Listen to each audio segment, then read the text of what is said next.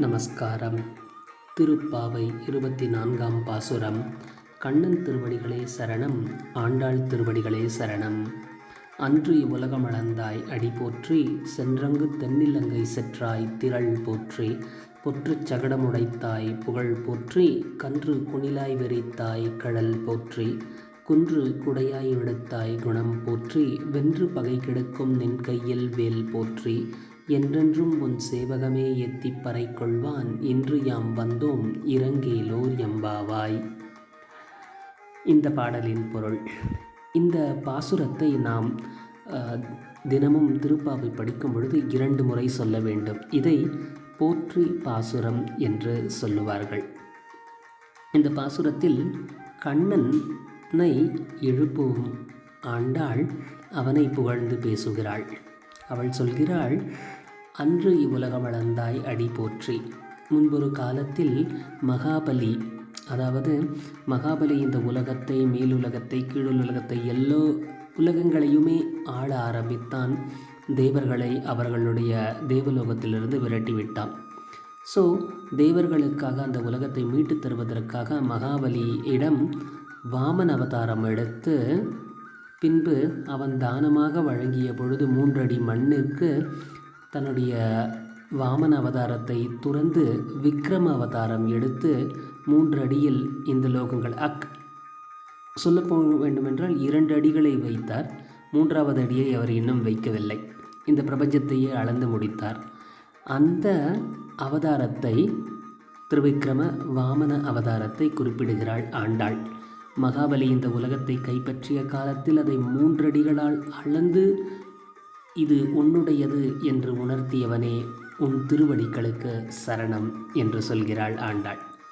மேலும் சென்றங்கு தென்னிலங்கை செற்றாய் திரள் போற்றி. ராவணன் சீதையை கவர்ந்து சென்றதற்கு, சீதையை மீட்பதற்காக தெற்கில் உள்ள இலங்கைக்கு சென்று அங்கு ராவணனை வென்று சீதையை மீட்டவனே, உன் வீரத்திற்கு வந்தனம் என்று சொல்கிறாள் ஆண்டாள்.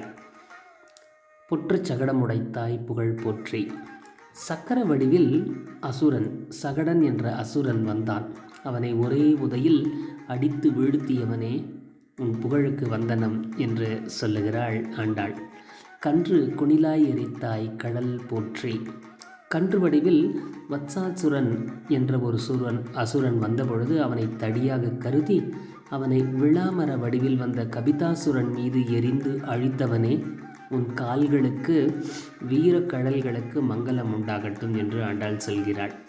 மேலும் கிருஷ்ணாவதாரத்தில் கோவர்தனகிரியை குடையாக்கி ஆயர் குலத்தில் இருந்தவர்களை இந்திரன் அனுப்பிய பெருமழையிலிருந்து காப்பாற்றியவனே கண்ணா, உன் இரக்க குணத்திற்கு நான் தலை வணங்குகிறேன் என்று சொல்லுகிறாள் ஆண்டாள். மேலும் அவள் சொல்கிறாள், வென்று பகை கெடுக்கும் நின் கையில் வேல் போற்றி.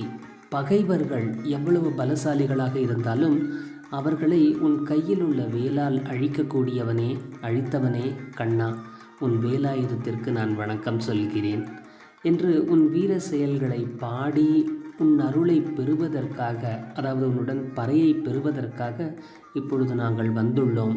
எங்கள் மீது நீ இரக்கம் காட்டி எங்களுக்கு பறையை தர வேண்டும் என்று ஆண்டாள் கண்ணனிடம் கேட்கிறாள். இந்த பாசுரத்தை மீண்டும் பார்ப்போம்.